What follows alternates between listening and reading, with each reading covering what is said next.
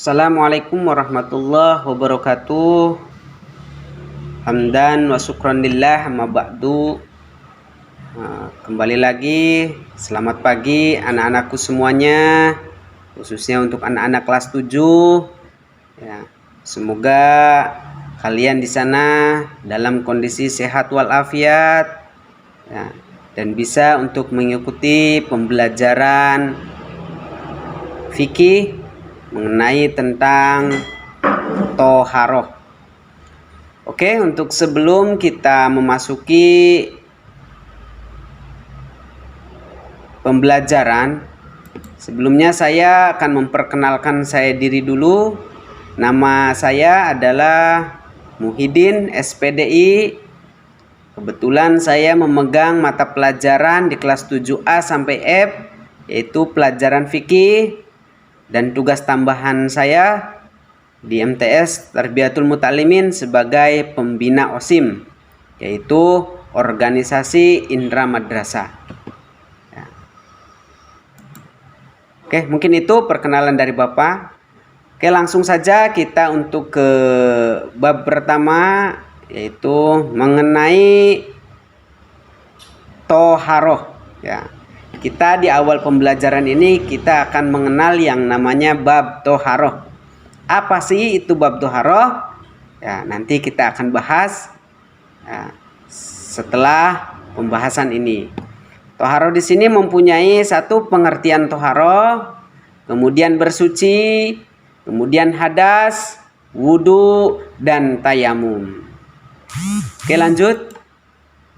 Nah, oke, di sini ada pengertian toharoh yang harus kamu pahami ya. Kalian simak, kalian dengarkan, perhatikan apa yang akan Bapak sampaikan. Secara bahasa, kata toharoh di sini merupakan bentuk masdar dari kata tohuro yang berarti suci atau bersih ya. Sementara menurut istilah, toharoh itu adalah bersuci ataupun membersihkan dari segala sesuatu yang menjadikan diperbolehkannya mengerjakannya ibadah sholat, tawaf, dan membaca Al-Quran. Karena dalam perihal toharoh sini dalam hadis menyatakan la yuqbalullahi sholata bigoiri tohuru. Allah tak akan terima sholatnya seseorang dengan tidaknya bersuci. Jadi anak-anakku semua, dimana kamu mau melaksanakan sholat ataupun mau membaca Al-Quran ya, ataupun kalian mau berdiam di masjid, maka diusahakanlah untuk mempunyai wudhu. Nah, oke, lanjut ke poin B, yaitu mengenai tentang bersuci. Nah, kamu di sini akan mengenal macam-macam bersuci. Nah, secara umum, secara garis besar, para ahli fikih membagi toharoh itu menjadi dua bagian, yaitu toharoh dari hadas dan toharoh najis ya, ataupun bersuci dari hadas dan najis. Dilihat dari sifatnya, bersuci ini dibedakan menjadi dua ya. Bersuci yang bersifatnya lahiriah ya, dan bersuci yang bersifatnya batiniah. Ataupun di sini bersuci yang sifatnya lahiriah, atau bisa disebut juga toharoh hisyah. Apa sih toharoh hisyah itu? Yaitu membersihkan ya, atau mensucikan anggota dari tubuh atau dari tubuh anggota tubuh dari hadas. Nah, ulangi, Bapak ulangi. Pengertian dari toharoh hisyah ini adalah membersihkan anggota tubuh dari hadas. Hadasnya hadas apa? Hadas kecil dan hadas besar. Hadas kecil, maka kita bisa melakukan dengan cara berwudu, bertayamum. Nah, hadas besar, kita bisa melakukan dengan mandi wajib atau mandi besar. Nah, itu yang harus kita lakukan. Nah, sedangkan bersuci dengan bersifat batinnya ataupun bisa disebut juga toharoh maknawiyah. Apa sih toharoh batinnya atau toharoh maknawiyah ini? Yaitu membersihkan dari jiwa, membersihkan jiwa dari segala kotoran yang berupa dosa dan maksiat seperti syirik, takabur, hasud. Syirik itu berarti adalah apa? Menyekutukan Allah, menduakan Allah. Contoh, kita menyembah berhala, kita menyembah batu, kita menyembah pohon, itu adalah bagian dari syirik. Ya, maka jangan kita lakukan yang seperti itu. Ya, karena itu adalah termasuk kepada dosa besar. Kemudian takabur. Takabur itu apa? Artinya dia merasa bahwa dirinya ini paling hebat, sehingga akan mudah untuk merendahkan seseorang. Dan ini juga harus kita jauhi. Ya. Karena ini adalah yang namanya penyakit hati ataupun penyakit kolbu. Kemudian ada yang namanya hasud. Nah, hasud itu iri hati ataupun dengki. Segala sesuatu apa yang dimiliki orang lain kita pengen. Nah, itu termasuk iri. Tapi keinginannya kalau dengan hal yang baik tidak apa-apa. Contoh, teman kita ini semangat dalam melaksanakan sholat 5 waktu. Nah, itu kita boleh iri yang seperti itu. Ya. Tapi iri yang tidak diperbolehkan adalah ketika tetangga kamu contoh beli motor, kita tidak mampu tapi kita harus beli. Nah, itu yang tidak diperbolehkan. Oke, lanjut. Di sini ada yang namanya alat-alat untuk bersuci. Nah, yang pertama air. Ini yang perlu kamu ketahui. Alat yang perlu untuk kita bersuci adalah air. Air suci dan mensucikan. Ini adalah istilah fikih yang menyebutkan tohir mutohir. Nah, air suci yang mensucikan. Apa saja sih air itu? Yaitu air hujan, air es, dan air embun. Atau juga air laut, air sungai, air sumur, ataupun air mata yang lainnya.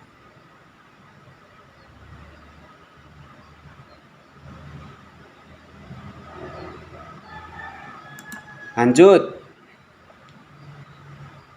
Tadi poin 1, sekarang poin 2 yaitu air suci dan tidak mensucikan. Nah, tadi ada air yang suci akan tetapi mensucikan. Ini ada air yang suci akan tetapi tidak mensucikan.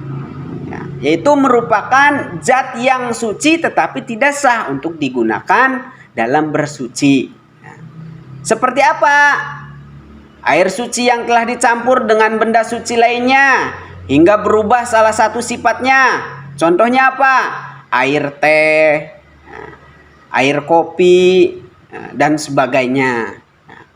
Itu air yang suci akan tapi tidak mensucikan. Kemudian air mustakmal, yaitu air yang sedikit yang telah digunakan untuk bersuci walaupun tidak berubah sifatnya. Nah, jadi air sedikit kita pakai, ya, air itu suci tapi kurang, kurang dari 2 kula contohnya. Nah, itu tidak air suci akan tapi tidak mensucikan. Kemudian air pohonan atau buah-buahan seperti air kelapa. Jenis air ini tidak dapat digunakan untuk bersuci walaupun air kelapa itu suci. Akan tapi tidak bisa untuk mensucikan. Kemudian air mutanajis, air yang terkena najis. Nah, ini juga termasuk apalagi? Ya, termasuk pada air suci yang tidak mensucikan. Selanjutnya air musammas ataupun air yang menjadi panas seperti besi. Nah, ini tidak bisa digunakan untuk bersuci. Lanjut. Tadi poin A yaitu alat-alat untuk bersuci, air, dan sekarang poin B adalah debu. Nah, ini debu juga bisa untuk kita bersuci. Nah, debu ataupun tanah yang digunakan untuk tayamum sebagai pengganti dari wudhu. Nah, tayamum ini dilakukan jika tidak ada air atau berhalangan memakai air. Nah, misalnya apa? Karena sakit, nah, atau mubasir. Contohnya kita sakitnya ini tidak boleh terkena air, nah, maka kita boleh dengan cara tayamum. Ataupun di sekeliling di desa kita ini air tidak ada, nah, maka kita boleh melaksanakan wudhunya dengan cara tayamum. Nah, itu. Kemudian poin C yaitu batu. Nah, batu dapat digunakan untuk bersuci atau beristinja, nah, ketika tidak ada air. Apa sih istinja itu? Yaitu membersihkan dubur setelah buang air besar. Jumlahnya sedikitnya 3 batu. Jadi jangan 1 batu. Kita siapkan batu yang bersih, ya, kemudian kita bisa untuk pakai beristinja ataupun setelahnya kita buang air besar. Mungkin untuk pagi hari ini pembahasan fikih hanya sekilas saja, ya, untuk mengenal, sehubung LKS fikih di kelas 7 ini belum ada, ya Bapak hanya sampaikan sekilas saja, ya, diawali saja dengan pembelajaran fikih mengenai bab toharoh. Nah, adapun tugas untuk kalian, ya, karena LKS-nya belum ada, silahkan kalian catat materi fikih yang tadi Bapak terangkan. Nah, kalian catat, ya, kemudian nanti adapun pemeriksaan catatan kalian, semoga ke depan kita ada tatap muka dan bisa Bapak periksa nanti ketika KBM tatap muka. Ya, itu saja. Semoga pembahasan fikih ini di bab toharoh menjadikan manfaat untuk kita, menjadikan pemahaman untuk kita, dan bisa diaplikasikan dalam kehidupan kita sehari-hari. Ya, sekali lagi, semoga kalian bisa mendapatkan ilmu yang bermanfaat dan bisa menjadikan futuhnya ilmu, nah, sehingga bisa bermanfaat untuk dunia dan akhirat. Sekian dan terima kasih. Kurang lebihnya mohon maaf. Wallahul muwafiq ila aqwamit thoriq. Wassalamualaikum warahmatullahi wabarakatuh.